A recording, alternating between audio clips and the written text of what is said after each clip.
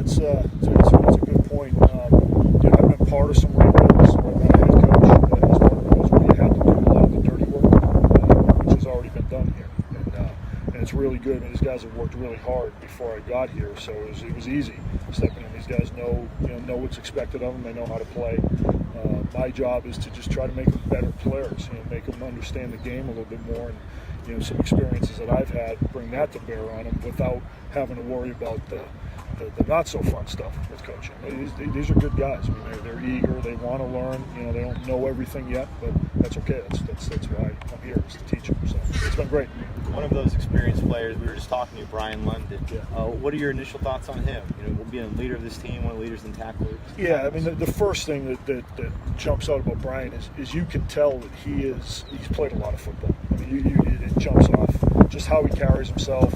You don't really have to tell him something 100 times. You tell him once and he gets it. He understands football. He's one of the better guys I've been around in a long time that gets it. And that's been it's been such a help to us and everybody on the team, because I'm able to float around as his position coach. I tell him once and I know it kind of gets done, and I can kind of move around and help other guys in other positions that maybe need a little bit more help, as opposed to having to get him right, because he is the general of the defense, and he likes that. Brian likes being a leader, and this system really puts him kind of at the focal point. We'll only be as good as his leadership takes us. Have the guys on defense been able to adjust to how you coach so far? Have you noticed that? Yeah, I guess it's all about results. Getting results every day, and it's hard to tell. It's hard to tell if the spring setting. We give them win-loss reports every day. We got to understand that every play is a success or a failure, and there's a reason for that. So we're trying to educate them on that when a play breaks down, it's not by magic, and when a play succeeds, it's not by magic, it's by playing the game the right way. So I think so. I mean, I don't know Coach McRae. I mean, he did a good job, because all you can gauge is, again, like I said, what you see on tape. They play hard. They generally run around and try to do things well, and that's a credit to him. So I don't know him at all. I just, from what I know of his players that I inherited, he's a good coach. So it's been easy to come in, and I think everybody has a different way of doing things. And at the end of the day, football coach, we all say the same thing. It's just some of us say it a little differently, and sometimes that helps guys. Just hearing it, and it clicks with a little different verbiage with them. So it's going well. We got some guys making some plays, so I think they're doing well picking it up. Meanwhile, for your head coach, what's impressed you most about the way Coach Withers has been performing here after working alongside the likes of Bob Stutz and Lincoln Riley? Yeah, it's. I mean, he's a coach's coach. He's a guy's guy, and that's what I appreciate about him. Is he's very, very hard and tough on the players, but he's very fair. And we had a meeting today where he challenged a guy in a good way. Didn't personally attack him, didn't call him names. He just challenged some things that we'd like to see out of one of our better players. And at the end of it, told him how much he loved him and how proud we were of him. And you can see that, you can't. As I put it, you can't give him vinegar all the time. You have to give him a little bit of honey and sugar every now and then, and he's great at that. He's great at that. The standards are really, really high here. He's very, very consistent, which, as a player, as a coach working for him, that's really all you ever want, is you want consistency, so you know what the message is and what you're going to get every day. He's great. Awesome. Schematically, are you changing much up? I know they ran like a 3-4. Doesn't seem like you're changing that up. Well, I mean, conceptually, we're going to be about the same. 3-4. I'm a 3-4 guy, but we're doing things probably vastly different than they've done them in the past. Just in how we're calling some things and how we're setting up the defense. So, like I was saying, you asked about Brian. There's a lot more on his plate now as far as getting the defense lined up and being able to run it the way we want. He's been awesome with that. So there's just maybe a few more calls, a little bit different schematically, conceptually, a lot of the same things. Who's some of the other guys that have caught your attention with this room? The guy that's really flashing every day and making plays is Frankie Griffin. I mean, and I remember when I interviewed with Coach Withers, I said, man, that 18 dude, he's probably the best guy here, because he flashes all over the place. He makes some of those wild plays. With Frankie, I think it's about kind of like getting him to rein it in a little bit and helping, being more of a team guy all the time. And he's been awesome this spring.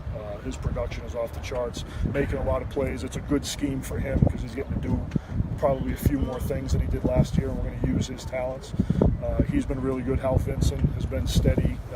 John Brandon behind him, that's a really good battle at the weak side outside backer spot. John's really come on the last couple of days. He's been good. Inside linebackers are good. Nick Daniels is really having a good camp.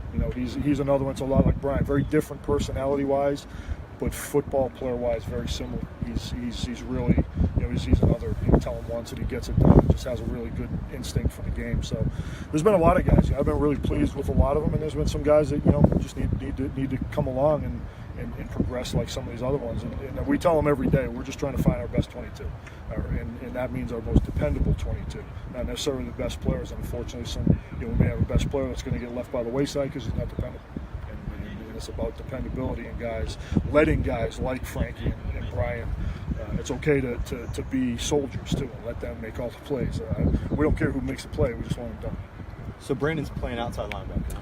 John Brandon's still at the weak side outside back. Okay. Yeah. Okay. He and Hal are battling out there, and then Frankie and London Harris are playing the field outside linebacker. Okay, great.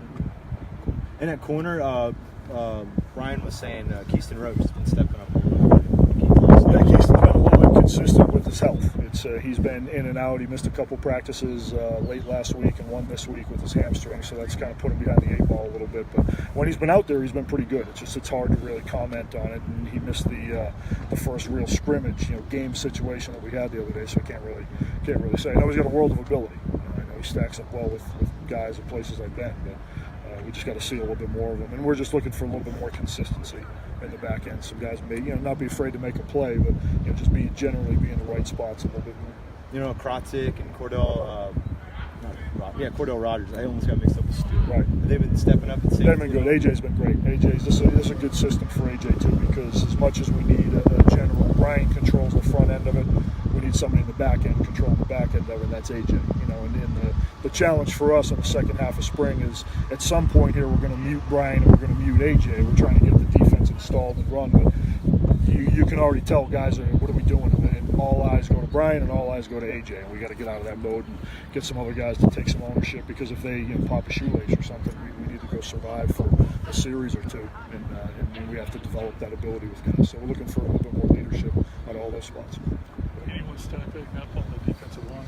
Yeah, they've been those guys have been good. Sammy Awad has been playing really well. It's a good. I think it's a good change up. Some of the things that we're doing are playing into his wheelhouse. He's been good. I've been pleased with their effort. Commande Hines has flashed every now and then and given some great effort.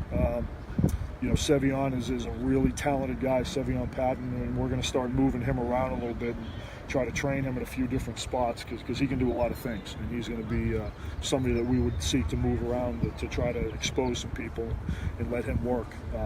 So those three guys have been really good. Then we got some young guys that are really battling. They're really coming along. J.K. Smith and Kingsley. There's a number of guys that are kind of all in that same group that we're looking for them to separate. But I've been really pleased with their effort. How they put it together. Really at the end of the day, we're coaching scheme, and that's important. It's important to get our system put in. But at the end of the day, it's about what's important. And we train, we look for effort and toughness, and we're going to reward the guys that give us what we want. How have you balanced trying to put in a new scheme with also Coach Wood has come out and you're trying to do a little bit more situational, game situational work? How do you balance that? All the schemes, that pretty much every call we make is situational. So I appreciate it, and we change quite a bit based on where the ball is on the field. So it's great for us, and it's really nothing new for me. But I like he said to the team after practice today, it's, guys. And everywhere I've been, it's been this way. If you don't train them in it, I don't think guys just instinctively get football. So I came into this assuming that nobody knew anything. And so we go out, we teach them how to tackle, how to get off blocks, and put them in situations of how to play a block, what tackle to use, and then that expands to the whole team. Red zone today, or short yardage, or we're doing 1st and 10, or it's 1st and 20, or it's what exactly is winning football, instead of just running around playing every play like it's different. So it's been really good. You mentioned Kingsley. I messed up his last name if I say. He switched to the D line. I know he was O line. He's playing one of our D tackle spots. Okay. Yeah. Okay. He and another guy, Jaquel Pierce, who came over, is playing pretty well too. They make some mistakes. They look like old linemen that came over a couple times, but both of those dudes have a world of ability. And Jaquel's got good size. He's pretty athletic, and he's really, really the last maybe 2